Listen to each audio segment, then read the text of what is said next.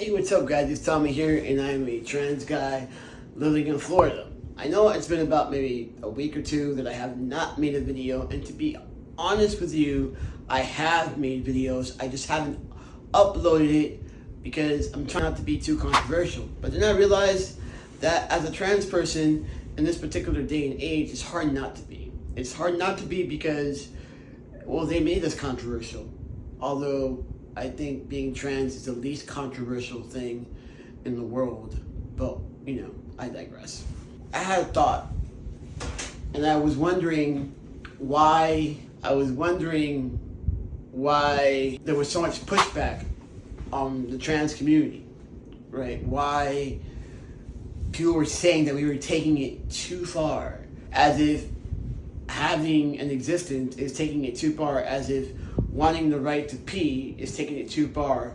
But I was having some deeper thoughts about this, mainly because I've been listening to a lot of videos on the year of 1775, slavery.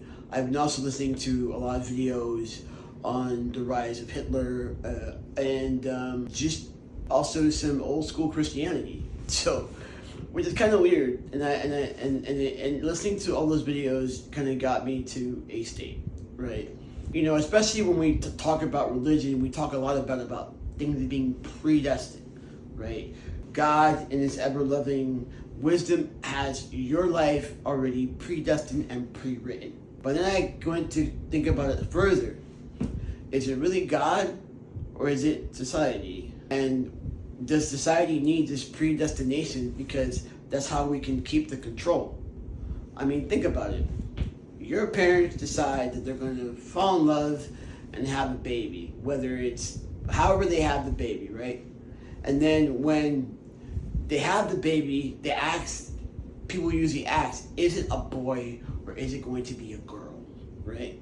Then once they find out whether it's a boy or a girl, then that particular assignment comes with all these expectations before you even utter your first word, right? So you're expected to, especially if you're straight, you're expected to, well, actually, no, it doesn't matter whether you're straight or not, but I digress. You're expected to marry a person of the opposite sex, have kids, go to college, have a great career, have this strong social structure, leave a legacy between life, and play your part, right? So if you're a man, you're most likely going to have a male role, which means you may work in construction, you may be a doctor, you may be a lawyer, you may go to the army, you may whatever, but it's all between these things that we consider traditionally male.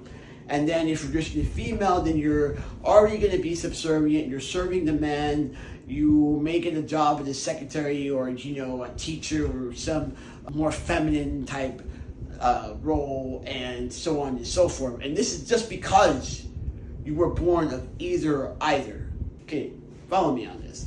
So if you are any part of the LGBT community, but let's say you're just LGBT, right? You already did the whole I'm not going with the grain because you're not marrying someone of the opposite sex. So as soon as that comes, then you already are saying to people that I'm going to have a baby, maybe not, but it's going to be an unconventional way of having a kid. I may or may not play these traditional gender roles, and so on and so forth. So even if you're a gay person, but you take on the mantle of heteronormativity by being, if you're a man, very, very butch and very, well kept and still working a job that's very masculine. If you're a woman, you can date other women, but you're still seen as very feminine, you still can kind of skate by because you're still following the programming, right? But it's those of us who don't follow the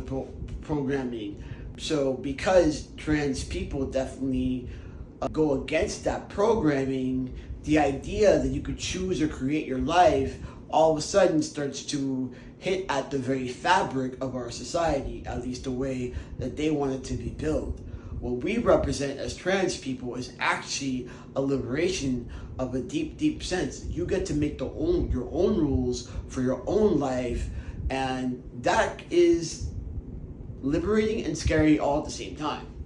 right? Because people, especially people that love like religion, right? What does the Bible come as? The Bible comes as a blueprint for your life, so that way you don't really have to think about what you want to do. It's already predestined and preordained for you.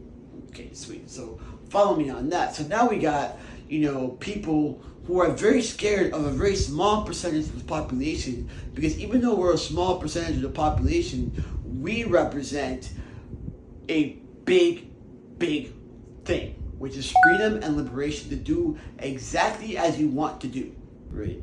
And that's scary for some people. And it's just very scary. So I think that's one of the reasons why we get so much pushback. I don't think, that we're trying to do that. I think it's in our very nature to do that. Now, here's another thing I want to argue about. Normal versus natural, right? When they say that trans people are not normal, granted, I'll give you that, because the norm is heteronormativity. But natural, I won't go with that. Why? Because I don't have to force myself to be this way. It's not like I have to wake up and think like, oh, I'm gonna force myself to act masculine and to take on this particular role. I don't have to do that at all.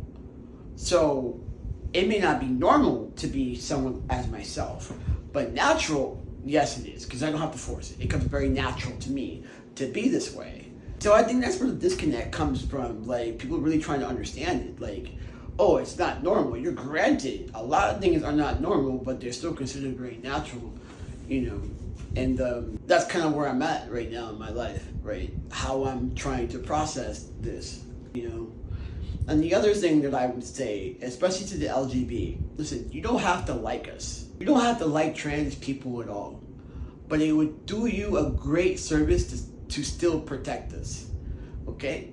Because if you haven't noticed, first they went after trans rights, right? They started like going after trans rights, and all these bathroom bills were starting to come up, and against gender affirming care, which really is the mantle of you deciding what you want to do with your bodily autonomy, all right? And then since they were fighting against bodily autonomy, they went after women's right and then gave abortion back to the states, right? Which basically just bans it, And then after they're giving abortion back to the state, we are hearing through the rumor mill that they want to go ahead and kill gay rights. But the first thing they did was attack the smallest community, the easiest to attack, because we don't have any political power. So I don't understand why you think that I'm a threat to your rights. It doesn't really make sense. And at some point, you're just going to have to admit to yourself that it's all smoke and mirrors. But that's a hard thing to admit. It's a hard thing to see me live my life so happily, right, as I go against the grain by nature, when you've been probably doing everything you're supposed to do the exact way you want to do it and still can't find happiness. That must be a hard pill to swallow. I don't know what that's like. I do know that eventually you just gotta do you, and find the things that make you happy, and that's hard to do, especially if it goes against the blueprint. Now, I know what I'm saying may not resonate with some people, but that's just where I'm at right now. That's what I'm feeling. That's what I'm thinking. That's what I'm downloading. I'm downloading that you don't really care whether I'm trans or not. I don't think people really care. I think people, or the powers that be, are afraid of me and my community, not because we're trans, but we actually represent true freedom and true liberation to be your authentic self no matter what. So to my community, I see the beauty in you. I do see the beauty, and yes, we do represent freedom, and we represent liberation. And some people really like being stuck in the matrix. To the people who support me and who are allies, I appreciate you. And I hope that you find the same freedom and liberation that I have found. And that we can support your causes as much as you support ours. And I don't even hate people anymore for hating me. I realize that you don't really hate me because you don't know me. If you knew me, you probably wouldn't hate me. You hate what I represent. You hate that I'm freer, even though you keep trying to make my life small and put me in a box. I still find a way to be free internally, and that must really bother you. But that's okay. Godspeed. Guys, have a blessed day. Be good, and take care of each other.